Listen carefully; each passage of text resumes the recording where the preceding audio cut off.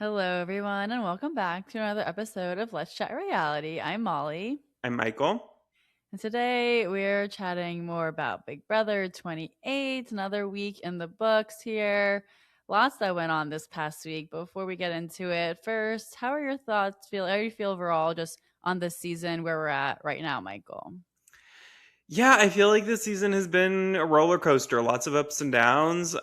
We started out, I felt very positive about it. And then a few weeks in, it was like, we're going to get a steamroll. Then everything blew up with the lyric vote, and everything completely changed and turned upside down after that. And now I feel like I'm not worried about a steamroll anymore, but I feel like these last few days in the house have been a bit of a downer, just with some microaggressions going on. So just the vibe of the house feels really icky right now, and we'll get into that more when we get to the feed spoilers portion of it, to not go into too much detail yet. But am hoping that there's a little bit of a someone steps in, whether it's production or some hopefully even better someone in the house, and we can get back to really just focusing on the game, not so much personal. And because I feel like right now, just on paper, what's happening in the house is very exciting, and it's a good season that it's turned into these last few weeks. But I just feel like the vibe of it all is a little rancid, and maybe preventing full enjoyment for a lot of people. But I think that there's a lot of potential if we can kind of hopefully move past that portion of it. Yeah, I agree with that. And I think, yeah, with obviously with that lyric vote really kind of shifted things after that happened and the chaos that kind of ensued from that and other things that obviously we can get into from what happened this week. But overall, I'm feeling like the season definitely went on an upward trajectory after that. Didn't get maybe everything we wanted to see already, but I feel like there's still a lot to come with the season and everything that still has to unfold. So hopefully we'll see that continue to be better and hopefully not any more of the microaggressions that we're seeing right now. But let's go back to last week where we left off was with Chuck leaving the house, and then the HOH competition was the knockout comp where two house guests face off head to head and answering a question, and each of the winners then gets to pick the next two house guests to compete. So with this, it was really strange to see this happen now watching it, where we already heard like, oh yeah, Dee and Devin chose each other and didn't know why because they're allies. Like, why would they choose each other in this competition? And in their diary rooms, they're like, oh, we want to make sure people don't really think we're totally working together, which obviously everyone knows they're already working together. So that didn't really explain it much. So they ended up picking each other, which made them not win HOH essentially. So what were your thoughts on that and seeing it actually unfold on the TV?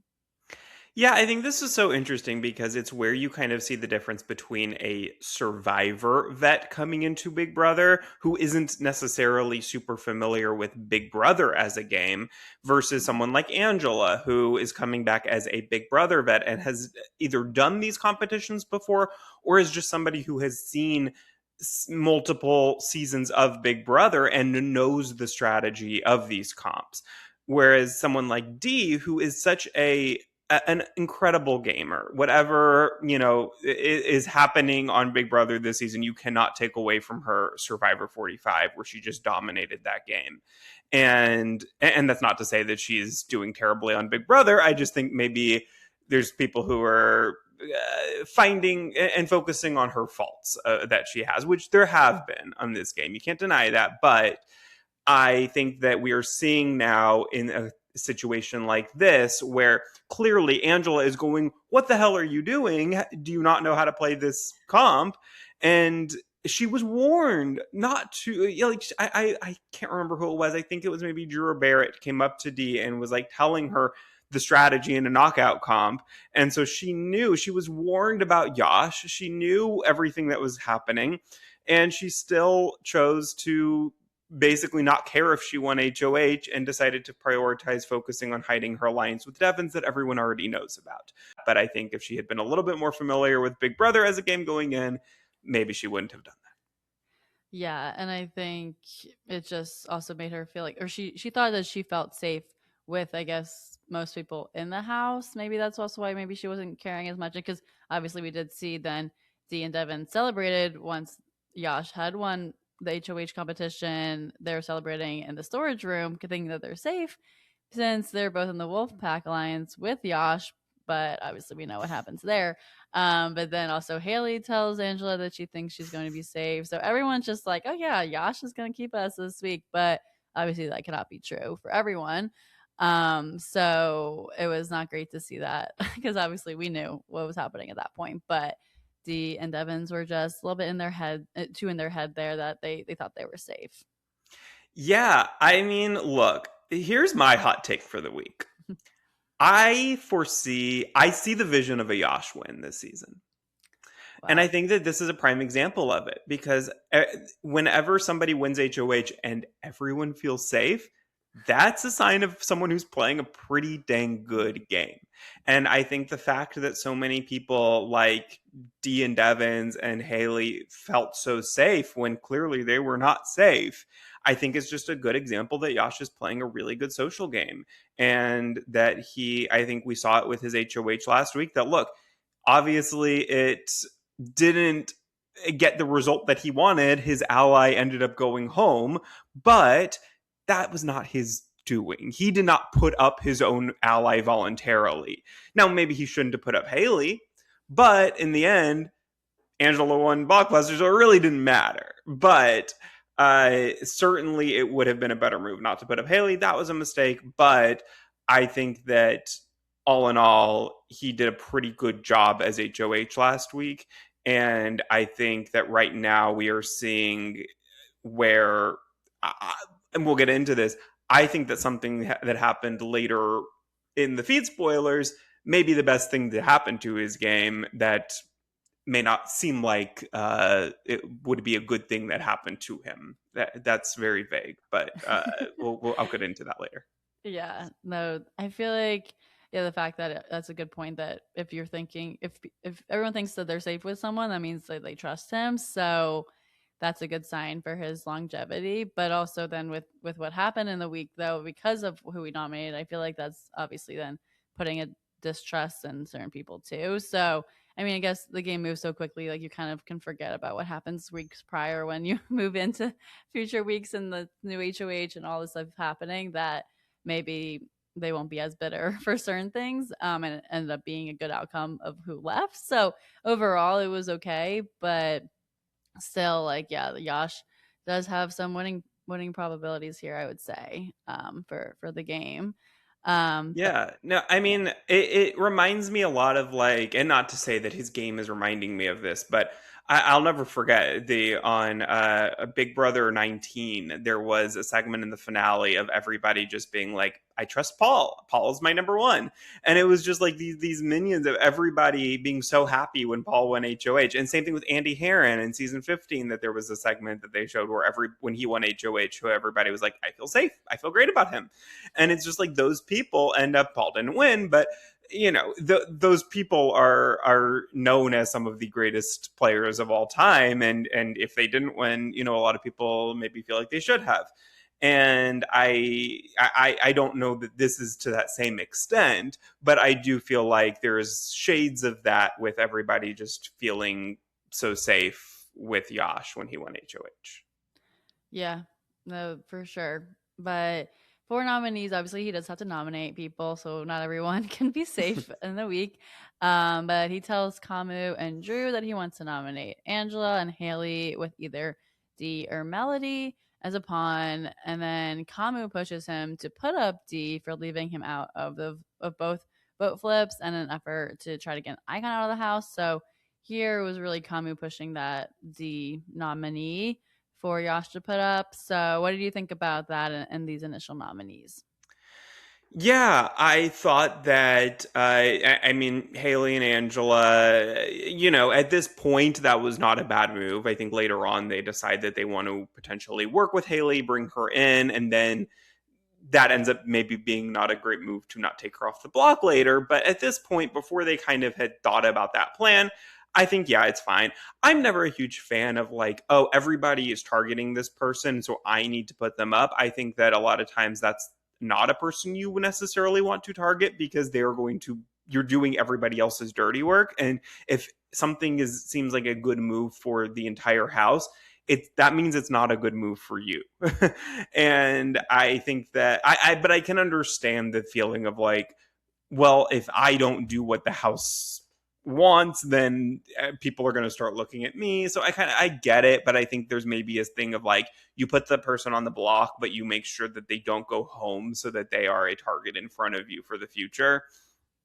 But yeah, I think that Kamu here did a great job of convincing Yash, and that Kamu, look, there's a lot of problematic things that Kamu has done outside of the house that was extremely happy when he was evicted this week.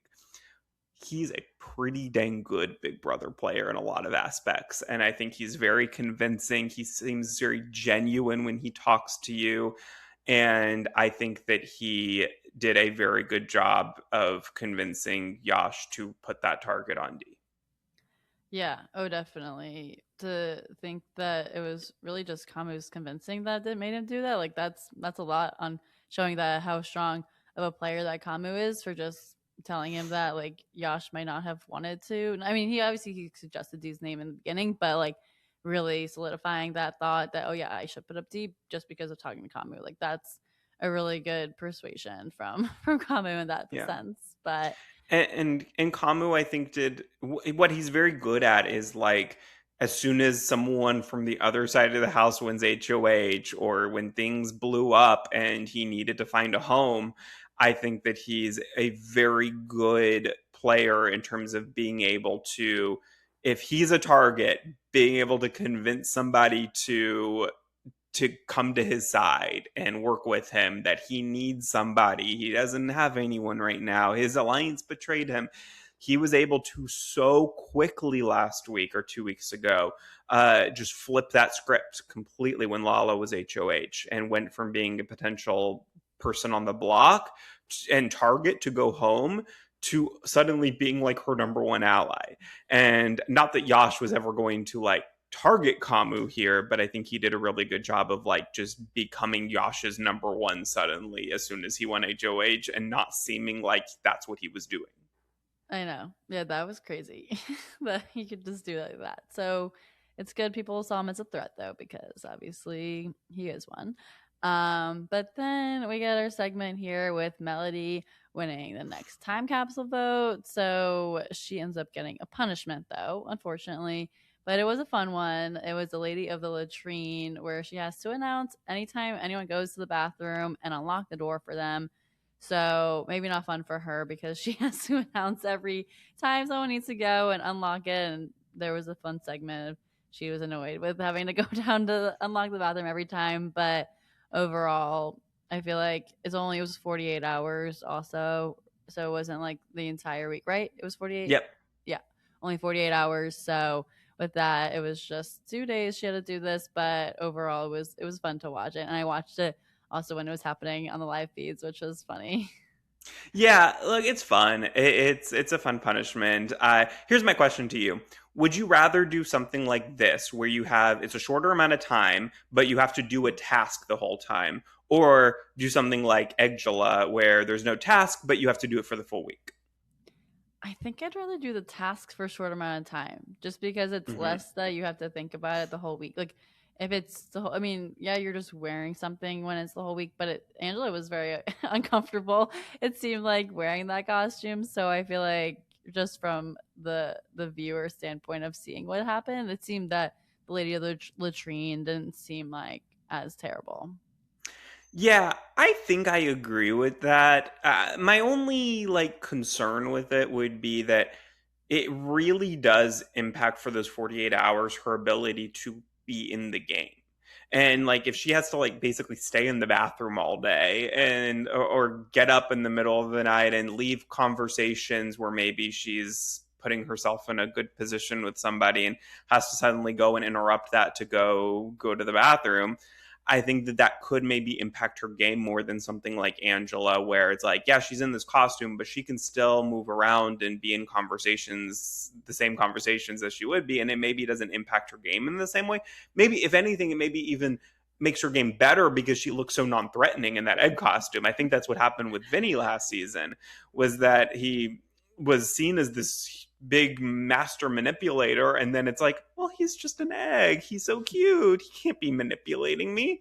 So I think like it might actually be better to do the longer punishment that Angela did, but I think if I was just like in had to do one of them, I would rather just get it done in 48 hours and be done with it. Yeah, no, that's a good point about the game talk because yeah, it's a lot to just still be in the bathroom where you want to be in other rooms or talk to other people, and then someone needs to use the restroom and you have to go back, and that's not ideal. But I don't think it really hurt Melody's game too bad just these 2 days. So I mean, she wasn't nominated also, so this week was good for that. At It least, ended up being fine. yeah, it It ended up really, being I don't fine. think affected anything, but I think like Yeah, there's a world where it could have. yeah. Yeah, for sure. But it was fun to see it. But then now back to the game talk. Yash tells Devins about his plan to nominate Dee, and Devins warns Dee that she may need to try using her BB bribe power to stay off the block. So she does. She offers Yash, but he does not want to take it. She tries to offer him the $5,000 to keep her and Angela safe for the week, but he does not like that. And then she even tried to counter, and just by keeping her safe, but he didn't take that either. So now the BB bribe is out in the open. People can talk about it freely now that everyone really knows about it now. But now it was declined, so she still has it, but it's not been used. What did you think about her attempt here to use the BB bribe? Yeah, I mean, I don't know that this helped her game in any way in the end because he denied it. I really look. I was not sure whether he would accept or deny it. I thought it could go either way with Yash, so I think it was worth a try. And I think that she probably made the right move in terms of starting out with both her and Angela, trying to save both of them. Of course, she doesn't need to worry about Devon's because he had his DPOV, but then countering with just her. And so I think she made all the right moves. I don't, it's hard because we did not see this full conversation on the feeds. And so it's hard to like really comment on it because it's like what we saw was such an edited version. I'm sure that maybe there were more parts of the conversation that we didn't see, but it just knowing how when the feeds came back that Yosh was not happy with how that conversation went. He felt like she didn't hug him on the way out, and she was that he just felt like it did not go well, and I think that it really helped the case to make her the target for the week. And so if she had not tried that, I don't know, maybe it would have taken a little bit more convincing from Kamu to make Yash agree that Dee should be the one that goes home this week. Maybe it wouldn't have taken that and it didn't affect anything, but just knowing how Yash really didn't love that, I don't think it ended up helping Dee's case in any way. Yeah, and now she also, I mean, she has the power, but it kind of taints the power a little bit because people know that it's out there. So then, or overall, Well, because so she use it, right? yes, so she Yeah. can, and we'll get to that later, Okay. actually, in the feed spoiler section. But I feel like I've been promoting that section a lot Yeah. lately. It's not going to be that exciting, but we everyone did not know about it right after Dee tried to use it this time. So it ended up later in the week that Yash started to tell more people about it, and Dee started to Mhm. tell more people about it. But right in this moment, Yash and Devins and I Yeah. guess Kamu, I think were still the only people that officially knew about it. Yeah. No, yeah, not everyone knew right away, but now it's out in the open and people could know about that she has it. But yeah, I feel like in this moment, like that's $5,000 for not going on the block. Like that's kind of not a lot. I feel like I feel like you'd have to offer someone more than for at least for this week. But I It mean, is maybe crazy that it only was $5,000. yeah, I feel like if they really wanted it to get used, they should have at least made it 10K, yeah, I which I think agree. is what it was Especially, last year yeah, that's what I thought too. with And Zach's power, 10K and D's veto. Yeah. and with D being such a good player, I mean, that's what we see. Like her strategizing, having been safe most of the time. It was the only time she's been on the block was this week. So I feel like with that, like it should be more money, just the 5,000. Yeah, because I think like I don't know how much. I wonder if you. I would be curious to ask Josh afterwards. Like, what is the number that D could have said that this was worth to make you actually consider using it? Like for her first offer of D saving D and Angela, is there a number that she could have given you to make you accept it? Yeah, I'm curious. Maybe we'll hear when Josh leaves the house, which we'll see when that I'm. happens. I would think at that point this will be a long distant memory that maybe in Taryn's deep dive with Josh that will come True. up. Yeah. So we may not ever know that, but it's okay.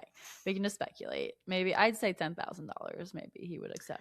But I would say probably 20. I 20. think Okay. that 10 is maybe still not going to necessarily move the needle much, but I think 20K, I could see him really really highly considering it.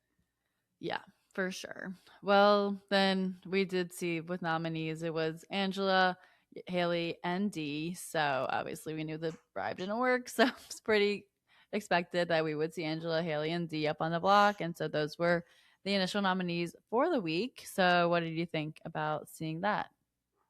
Yeah, I mean that was pretty Expected. expected by the time noms came that he had basically decided that it was going to be D and not Melody. So not surprised to see those noms, and of course we didn't mention this, but Yash was very intent that it had to be three women, that a woman has to go home this week, and so I was not shocked at all to see three women on the block.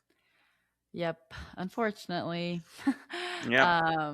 But I mean, well, you know what happens now. But Men have it so hard on this show, don't they, Molly? I mean, just men are always targeted. You can't even mention a guy's alliance without the women just making sure that that doesn't happen. And there's always a woman's alliance that dominates the seasons, and it's just so sad that the men are just always going home one after another. yeah, like why is Josh so bitter about that? Like it's not never happened like that. Like I don't know. But it's fine. He has his own opinions on that. But then obviously we do see how Kamu convinces Josh that D is a more dangerous player than Angela and that she should be the target this week.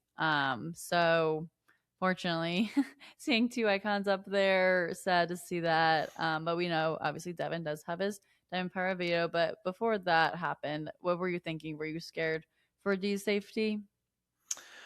I was scared for Dee's safety in the event that she decides to tell Devins that he doesn't need to use his diamond power of veto on her. That I was worried a little bit that she was going to tell that they were going to view this like a hidden immunity idol. And the question is like, okay, can we save it? Do we use it this week? Do we not use it this week? Do we take the gamble? And so I was a little bit concerned that they were going to land on, I think we have the votes and we don't need to use this.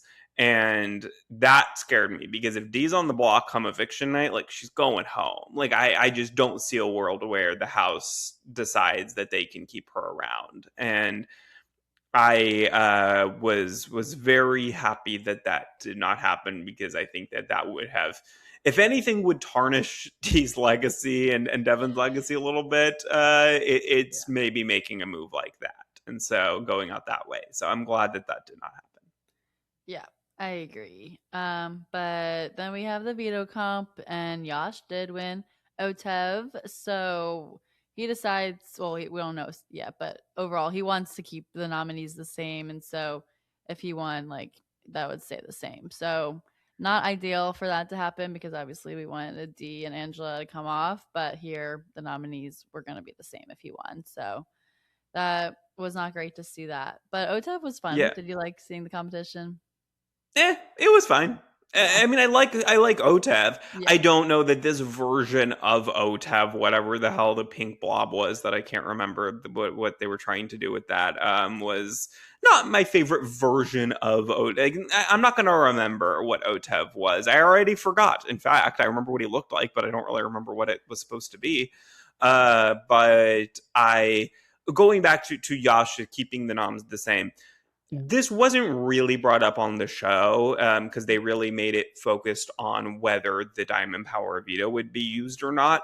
But there really was a not necessarily talk of the veto being used, because that never seemed to actually like cross their minds to use it on Haley. But there was so much talk of like, we can't let Haley leave this week. And once they decided that they wanted to bring her in, I think the assumption from a lot of viewers watching it was use the regular power of veto on Haley and put up Barrett in her place. And so that way you make sure that Haley stays and that you can bring her in next week onto your side and that she'll still be here. But for somehow it was like that never actually crossed their minds to keep her safe by using the veto on her. And so it was like, I think a lot of people felt like it's only a matter of time before they actually decide to do that, and that will end up being what happens on Monday. But it never did. And so Haley just stayed on the block.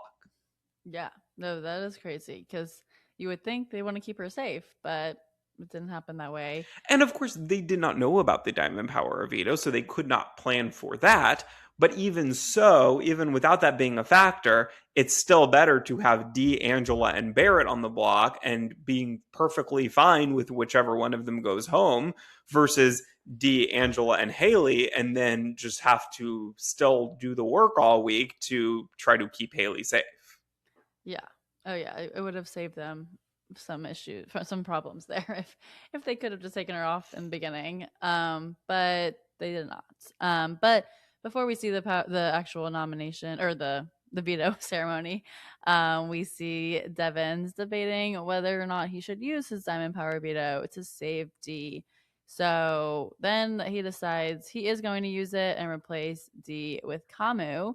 He tells the plan to Dee and also brings in Angela, Drew, Melody, Barrett, and Mallory. So they decide to form the Mosh Pit Alliance because obviously we see Drew, Barrett, Melody, and Mallory all working together as well as the icons. So it's better to combine them, and also with the crossovers being everyone except Melody and Mallory, just bringing them in just made sense in terms of also getting the numbers to be able to vote out Kamu. So what do you think about this alliance forming? Look, I was thrilled when it happened because it's Yeah. literally all of my favorite players this season. And so I was like, yes, perfect. Put you all together. And now we can have just one alliance that I am rooting for instead of two separate ones that are kind of all at odds with each other, not trusting each other, and kind of targeting each other to a certain degree. And I was hoping that the formation of the Mosh Pit would stop all of that chaos and just allow them to be on one side together and trust each other and work together. That's not what happened. But look, and I'm sure the producers were thrilled that now they can just say the Mosh Pit instead of having to have them not say FAP anymore. I know. I feel like that was one of the reasons why. But no, I feel like overall the groups coming together, obviously, like I also these are all my favorite people. So I was happy to see that, but I don't now it's like maybe not everyone's trusting with everyone, but in this moment it was a fun moment. So I was happy to see that. But then we do get to the veto meeting, and as we were talking about, Yash decides he was not going to use the power of veto to save Haley, but Devins does stand up and reveals that he uses his Diamond Power Veto to save Dee and then puts up Kamu in her place. So this moment was super exciting. Obviously, we heard about it from the feeds and then saw some of the aftermath happening there. But what were your thoughts on seeing it here in the episode? Devin's speech was not the best. Look, No. it was corny. It was he did not do a great job with that. I was really hoping that he was going to really go in on Kamu when he did that. And I think that Same. would have been the better move, is to just kind of blow up Kamu's game completely. I think that Devins kind of chickened out. I think that was probably he was hyping himself up to do that, and then at the last minute was like, that's not me. It's not how I play the game.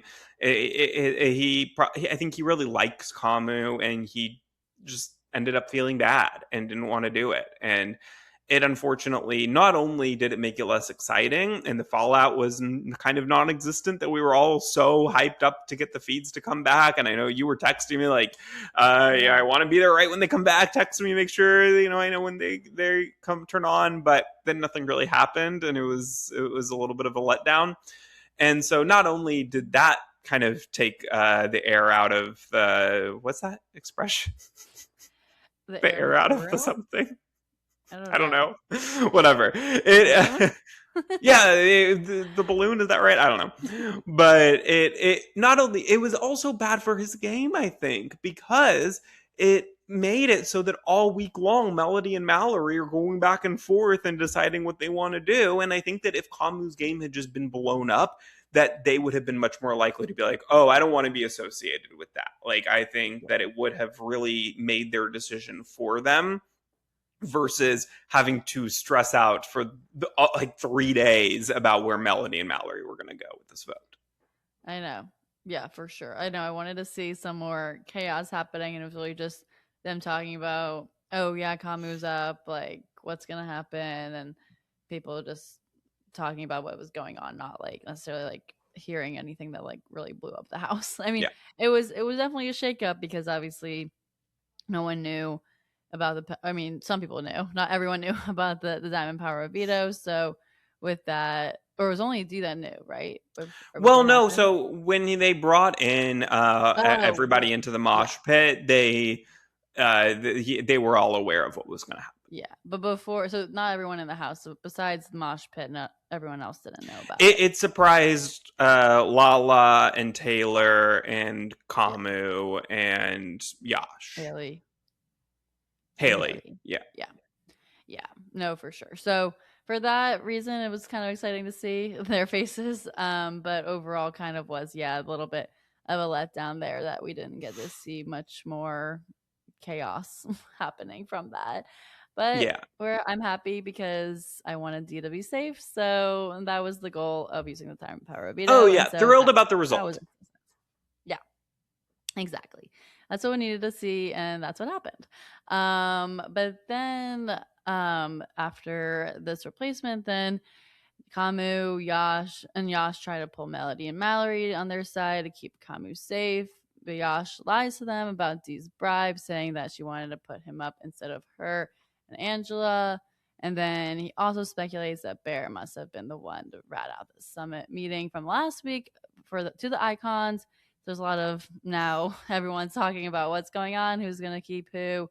Melody and Mallory, as you were saying, are going back and forth, and so many times just to see like, okay, like what's best for their game, who should they evict, and they it didn't seem like they really had a strong stance, as you were saying, because they didn't really know, like they weren't blowing up, or Devins didn't blow up that Kamu's game like that, so they were like, maybe Kamu is really good for us. So they didn't want to piss off the other side. So overall, just lots of things going on up until the vote, and didn't really know it's entirely of someone whoever won the blockbuster. Like it really dependent on who was going to go home in this case, which made it exciting to see what was going to happen on Thursday night. But while this was all happening, it was like, okay, well, what's going to happen? Yeah, I think where the icons really made a mistake that week was that they, as soon as the Diamond Power Veto was used, they basically took the rest of the week off. It was vacation for them. They were like, Kama's going home. If he doesn't win the blockbuster, Haley's going home otherwise. And it's just like, end of story. We have the mosh pit and they're all going to vote our way. But what happened was that Kamu and Yash really went to work. And Lala and Taylor too, to be honest, like they Mhm. all really worked hard to pull Melody and Mallory onto their side and to get the votes to try to keep Kamu. And it really seemed unlikely that it was going to work, because I think the general thought was that Dee and Devins would continue to work on their relationships with Melody and Mallory, and that they would talk with them and make sure that everything was good, and that, they would also do that work, and that it would counteract whatever work the other side was trying to do. But they didn't. And so Melody and Mallory were just having all these conversations with the other side of the house, and it got into their head. And, that I think that Yosh did a good job of kind of putting that little seed in their head that Dee had wanted them to go up as part of that bribe deal. And that also getting them to kind of distrust Drew and Barrett, that they would think that Drew and Barrett are more closely aligned with the icons than they are, and that they would prioritize Drew and Barrett over them, and that they're kind of the bottom of the totem pole there, versus Which Kamu is and true. Yash. Well, sorry. It Yeah, is it is true. true. No, Yeah. that is true. Yeah. Absolutely. And whereas they thought that maybe with Kamu and Yash that they would be prioritized over Drew and Barrett on that side of the house, which not true. I don't think. But they made them feel that way. And so it really started to mess with their head, and it started to work. And they were coming up with every plan possible, because it was like they still wanted Kamu out, but they wanted to do it in a way where they weren't going to piss off Yash, and that he would feel like they still went with them, and that they were like, what if we vote for Kamu, but we get the vote so that Kamu still goes home, so that we voted on that side, but we still get Kamu out? And what if one of us votes for Kamu and the other one votes for the other person? It's like, what are we doing here? It's just crazy. And they were coming up with these elaborate, crazy plans that they didn't even realize wouldn't work because the votes weren't there. And then they would hours later count the votes again and be like, shoot, we can't do that. How else are we going to do this? And it's like, oh my God, this was so simple, and it should have been so simple, but it just got so crazy. And it was just never ending for 3 days straight of them just going back and forth and coming up with these plans. And thankfully, we landed on Thursday with the plan that Kamu was still going to go home if he didn't win Blockbuster, and Haley would go home the other way. It's like we ended up right where we started, but we took a crazy scenic route to get there. Oh yeah, definitely the long route there. But I was glad to hear that it would have been Kamu regardless, which is good. So all that had happened was Kamu losing Blockbuster, which is what happened because Angela won, which was really exciting to see that against two of biggest comp threats. So that was really great for Angela. She stuck to the strategy, getting all the balls from the bottom and putting them in the tubes. So it worked out great. And it was actually a pretty close one. I actually really enjoyed watching this comp, even though I didn't watch it live. I was on a plane. But I did see it after the fact, and I was excited to see it, even though I knew the outcome of it. I was still excited to watch it. So I had fun watching this blockbuster. Oh my God, I didn't have fun because I was so stressed. Yeah, I guess it I was good that I couldn't. knew. I had to turn the volume down at one point because I was like, I can't, I'm too stressed. I can't watch or hear this. I just need to kind of close my eyes. Oh my God, I was so stressed out because it was it felt like Angela was doing really well, but it also it, Kamu wasn't that far behind. So I was like, oh God, she's gonna something's gonna happen and he's gonna catch up to her. And it's hard because he was she had a totally different strategy than he did, and so it was hard to tell who was kind of in the lead at certain points. But yeah, good for Angela.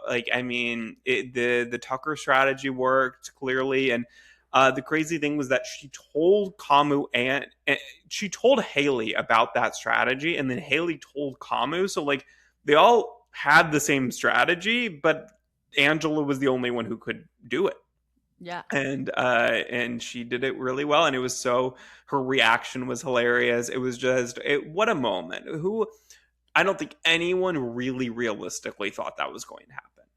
No, I don't think so either. And she had more balls than she needed. She started taking them out before she put the button, and I was like, wait, she didn't need to do that. I was like, oh my God, if this is the reason why she loses because she doesn't press the button because she's trying to take out her balls, I would have screamed.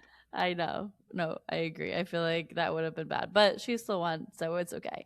But yeah, I was really excited to see that happen, which then obviously led to then an 8-1 vote with Kamu getting evicted. The one vote that was to save him was from Lala. So I mean, Lala just hates Haley, so I think that was part of it. But Well, and I don't think Lala was filled in because Taylor yeah, was filled in at the very, very last second. I think Melody or Mallory whispered to her that, like, yeah. we don't have the votes. And so Taylor knew which way to vote, but Lala, I don't think, was informed. So she was kind of the one person who was left out of that vote. Yeah, but Lala stays being confused in the game, so it's okay. But I think it's good they didn't tell her because I think she would have stirred up something maybe. But overall, happy to see Kamu leave, and he left on good terms. I mean, I feel like he was just happy to be there for the time he was there and getting voted out as being a big threat. Like, obviously, you should feel good in some regard just because, yeah, like I could have won this because people didn't want me here, kind of thing. So, um, I think overall, I'm happy to see him go, and now there will be maybe some more even. I don't know if even playing field, but overall, Kamu won't keep winning competitions, and Yeah. we can see other people winning as well. No, I think there was definitely a fear that Kamu and Yosh would just trade HOHs for the rest of the season. And so I'm really, really happy that we have avoided that potential, like where it could have been a Matt and Jag situation. But yeah, look, I was thrilled to see Kamu leave for a multitude of reasons, notwithstanding his social media activity from before entering the house. And look, it's crazy that a year ago, almost to that day, Riley was evicted in a very, very exciting episode of BB27. I'm not necessarily comparing the two of them, though I kind of am. I think that Kamu was certainly a much better player than Riley, but there was a lot of fears, if you remember back a year ago, that Riley could win that season if he wasn't evicted that night because everyone loved him somehow in that house. And there was just this feeling of like, he could dominate that season and end up winning, and that would be a horrible, horrible outcome. But thankfully, we avoided that. And now I think there was a lot of fear that Kamu could definitely win this season of Big Brother because he was a very impressive player in a lot of ways. And a lot of the house really, really loved him as well. And so it was kind of a parallel situation where in the same week, both seasons, we got out a very unlikable player to the viewers who maybe was very well liked in the house and could have done very, very well had they not been voted out in a kind of weird situation. Because Riley was also weird with the, I forgot what it was called, but the HOH takeover power that Mickey had, that he would not have, he was HOH that week. To the Yeah. start of that week when he went home. And in this situation as well, Kamu would never have been nominated by Yash if it not for the time and power of veto. So, look, these powers can go bad, certainly, and have in the past where they have not gone our way and prevented a good thing from happening. But in these last 2 years, these well overpowered items have come to actually work out very well for our viewing pleasure. Yes, I agree. Yeah, it's crazy that that was a year ago that that happened as well. The parallels there, but yeah, I'm very happy with how this power worked out and who had the power. Who obviously was kind of in favor of going to be the icons to get powers originally. So it worked out for us because we love our Survivor players and Angela. So I'm excited to see now what's going to happen in the next weeks. But obviously, now, if you don't want to have speed spoilers, you can turn off the episode now. But we're going to get into some of these speed spoilers now. We're also recording this before Sunday night's episode, so we haven't seen all of the things that go on in the episode, but this is what we know from the feeds. So we have that D wins the next HOH, and it is the balance beam comp. So very excited to see that D won this week. And what do you think about this? Yeah, look, I said before the HOH came that I really, at this point with Kamu out, I didn't really have anybody that I was like, I really hope this person doesn't win HOH. Like, I thought no matter what happens, it could be very exciting. And I was happy to see D win. Look, I think there's a lot of people who were not happy to see D win because I think there's a lot of viewers who want an icon out because they don't want the icons to be dominating the season from here on out. I'm not too worried about that happening. Like, I think their power has been diminished enough in the house and there's enough of a target on them that I'm not too worried about the house just kind of letting them dominate in the same way that maybe I was when there was fear of the tool shed dominating the game. But I was look personally happy because I personally do love D and I am maybe a little bit biased in that way.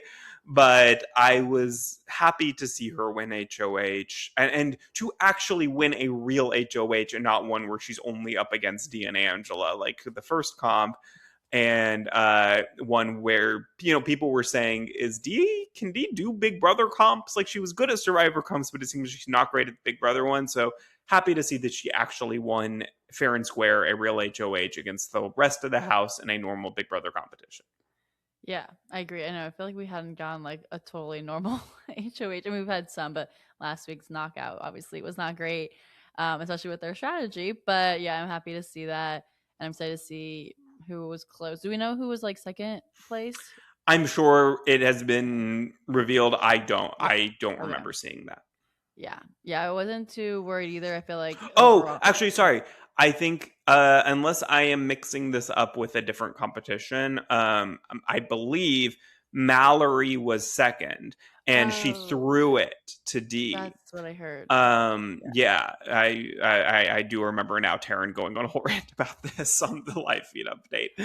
That Mallory was like, I just wanted to see if I could win, and she could have if she had run at the very end, but then she purposely slowed down to let D win because she didn't want to win HOH for whatever reason that I guess she wants to continue trying to play the middle, but it Yeah. might work out against her uh, now that she could potentially be the target for the week. Yeah, I know. That's not great that she could have won it. But I mean, I'm happy that Dee won it, but also would have been happy if Mallory had won it. But then here the baby bribe comes back into play because Dee bribes Yash to not nominate any of the icons the next time he wins HOH, and he does accept this time. So what do you think about that one? Yeah, so this was fascinating.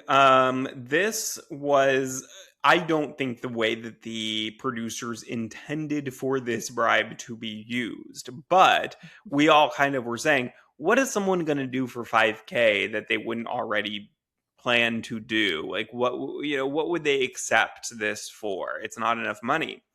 But if you're in power and there is the threat of going on the block if you do not accept this bribe, a lot more people are going to be willing to do this for something that they have to promise to do in the future. And so the way that Dee decided to use this bribe was, I think, really, really smart I in that agree. she's basically kind of threatened Yash to be like, take this bribe and keep all of the icons safe next time you win HOH, or I'm going to nominate you this week. And he accepts it. I think that there is a world where Yash could have said, I can't agree to that, but I will keep you safe next time I win HOH. And I think she probably would have taken that. And I think that I understand in a situation like that where somebody has so much power over you in that moment, you are just going to say yes to whatever they ask. I get it. I probably would do the same. But I think knowing these conversations and how much she really wants to work with Yash for whatever reason, I think that she would have accepted a little bit of a happy medium there if he had showed any type of hesitancy to take the original offer. And again, we have not seen this on feeds. The feeds were cut during this situation for whatever reason, I guess because they consider it to be like a segment for the show. So I'll be curious to see kind of how, if Yash did push back in any way, but I think that he probably could have more than maybe he thinks he could have. Yeah, no, it's funny now. They swapped in the HOH spot, so now Hmm. now that she has the HOH spot, and then he's now potentially could be on the block, he now has to accept the bribe instead of last week where he didn't have to accept it because he was the one in power. So it's interesting how the tables have turned there, but I do think it was a good move on Dee's part because obviously, like, it will save her in a future week having HOH week, like a whole week being safe or not being nominated. Like, that's a really good opportunity to use the bribe for. So I'm excited to see if hopefully Yash will win again and then not nominate them. Yeah. So here's, and this is what I was kind of alluding to earlier. I think this is the best thing to ever happen to Yash's game. And here's why. Because Yash now has Dee, Angela, and Devins have no reason to want Yash out before he wins the next HOH because they know that he will not nominate them. So if Yash just throws the next few HOHs, he's basically almost guaranteed safe by the icons, and he's working with the other side of the house, so they're not going to want him out. So it's like Yeah. the only people who I think he would have to fear are Melody and Mallory winning HOH. Maybe Barrett and Drew. Actually, yeah, probably the four of them. But in terms of getting the votes to stay, he has Lala, Taylor, and probably all three of the icons now who would not vote against him because he will never put them up. He can't put the icons up, and he would never put Lala and Taylor up. It seems like as of right now, and this could change by the time we upload this in an hour, but it seems like Mallory might go home this week potentially. That's one person who is not on that list of people who would keep Yash safe. So I think that number keeps growing. And so I just feel like as long as he doesn't win HOH in the next like week or two, I don't see why he would ever go home. Yeah. No, that's a good point. He really has a lot of power there now with it being that if he doesn't win HOH in the next few weeks, like, he could have steamrolled that, or not really. I don't know the right word, but like be safe and Yeah. not worry about it, which is good for him for sure. So yeah, Josh is in a great spot right now. Yeah, um, and that's why I said like I could see him winning this because I think like if he kind of these next few weeks or maybe when he's most vulnerable in theory, but then as the numbers dwindle, he can kind of keep himself safe by throwing the next couple HOHs and then win one later on. Maybe he potentially at that point might have to kind of nominate his allies, which would not be great by default. But also he could get to a point where he waits to win HOH for so long that he actually can't not nominate an icon. And then I would think production would have to let him nominate an icon because he would have no other choice. And then he can still, without actually breaking his bribe deal, get an icon nominated and get evicted. So yeah, I don't know that's the great. rules of how that works exactly, but I would think when he does not have any other options, he would be allowed to nominate one. Yeah, no, that's. I mean, you can't just nominate two. So if there's only another person down, like, you would have to. I think, like, it's at that Yeah. point there has to be the exception. Like with three, potentially four nominees you have to make, like it's only going to be another few weeks before that math adds up to where like he doesn't have another option. Yeah. And so I would think that he could wait. And then he's such a good competitor that I feel like at that point he can maybe just comp out to the end. Well, let's see. I don't know if I want a Yash win, but I wouldn't be I so don't mad. either, really, but like I could see it happening. Yeah. No, he is in a really good spot. So we'll have to keep an eye out for what's going to happen for his game in the future. But for now, he's doing great. But then going back to Dee's nominees, she nominates Drew, Lala, and Taylor. And Drew is her initial target, but during the nomination ceremony, Drew publicly outed the summit meeting and then called out Lala and Taylor to prove his loyalty to the icons. And then this does seem to have garnered more trust with the rest of the mosh pit. So maybe he's now going to be safe. So what do you think now about what's happening? Yeah, I mean, look, it feels like we've come full circle here with Drew of the icons not trusting him. It's, for a while there, he had gained their trust back, and now it feels like he has fully lost it again. And then D just feels like the Mosh Pit is donezo. Very short lived alliance there, but it feels like she just wanted to target Drew because she felt like she said to the cameras that it feels like he has been against her all game long, and that she said, maybe I'll look crazy when I look back on this, but I just feel like he's never been on my side. And that seems to have manifested itself in Drew being nominated here. And he publicly, seemingly, again, we have not seen this yet, but it seems like he just outed the summit meeting, which was, if you recall, a couple weeks back during Lala's HOH, where she had a bunch of people in the room and they decided to go after the icons. Barrett was the one who outed that to the icons. But so Kama was right about that when he kind of was speculating that. But Drew now has officially, like, during the ceremony, apparently kind of blamed that all on Lala and Taylor and put that on them, and basically declared his loyalty to the icons, to the crossovers by doing that. And so basically saying, I'm done playing the middle. Clearly, me doing this is my sign that I cannot go back to that side. I have chosen a side, and it's the icons. And that seems to have worked to gain back the icons' trust and gain back Melody and Mallory's trust of Drew. And I don't know how long that's going to last. I doubt very long, but it does seem in the moment to have worked. And now Drew is no longer the target for the week, though of course he's still in the block, so that could change 50,000 times. Yep, I know. We never know what's gonna happen until it's actually Thursday. But then we did see. Well, we haven't seen it yet, but we know that Lala has won the power of veto, and then the current plan is to replace her with Mallory, and then now Mallory would be the target. So sad to see that, but I feel like now what you're saying is like Mallory shouldn't have thrown the comp if she thought she wouldn't be safe, but now so she's maybe gonna be going home, unfortunately, but we'll have to see what's gonna happen because obviously things can change.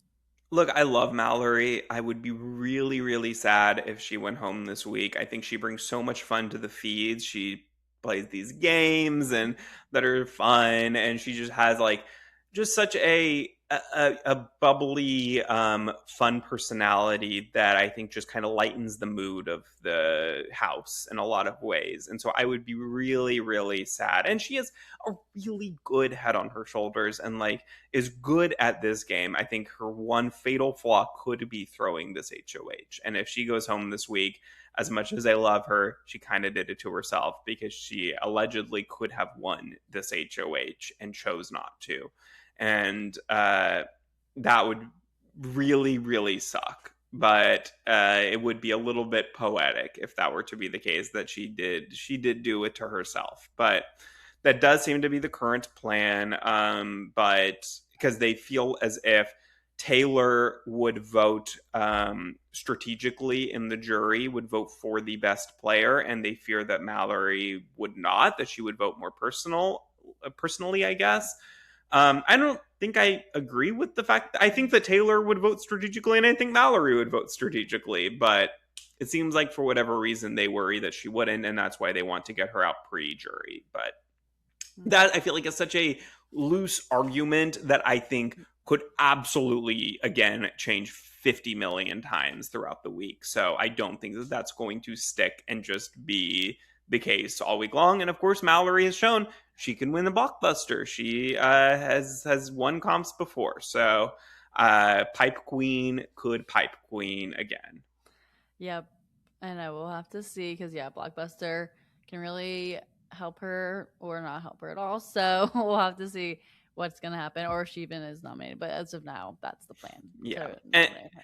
And before we end here, let me just kind of speak to the microaggressions that I mentioned earlier in the house, because it does feel like these past couple of days in particular, and this has been a thing throughout the season a little bit, but it seems to have grown in recent days, that Lala and Taylor are being talked about in ways that feel icky.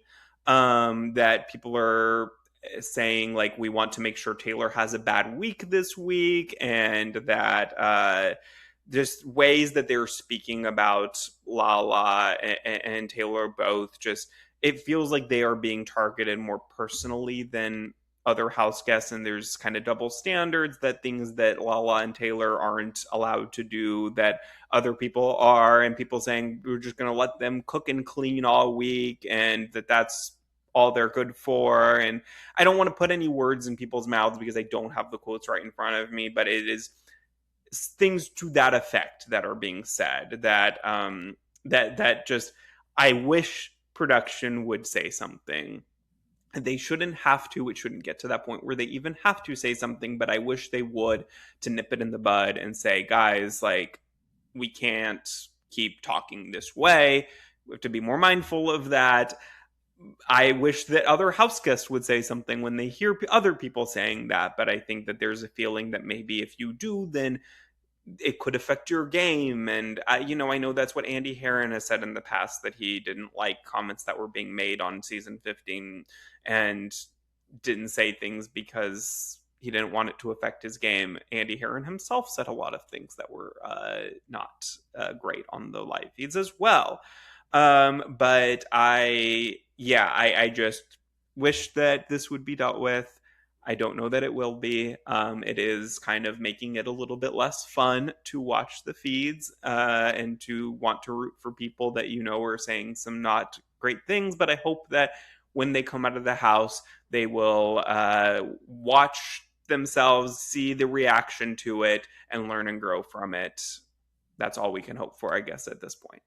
Yes, I echo everything you just said. But yeah, hopefully we'll see either production step in or the house guests, as you said, maybe they will realize that and step in as well. So hope for maybe some more excitement happening and not as much of a downer on this note. But we're obviously excited to see the episode from tonight, to see these win and HOH and all that's going to unfold this week. So be sure you're subscribed wherever you get your podcasts. Let's Chat Reality, and follow us on social media at Let's Chat Reality. And we'll be with y'all again next week. Thanks so much for listening. Bye, everyone.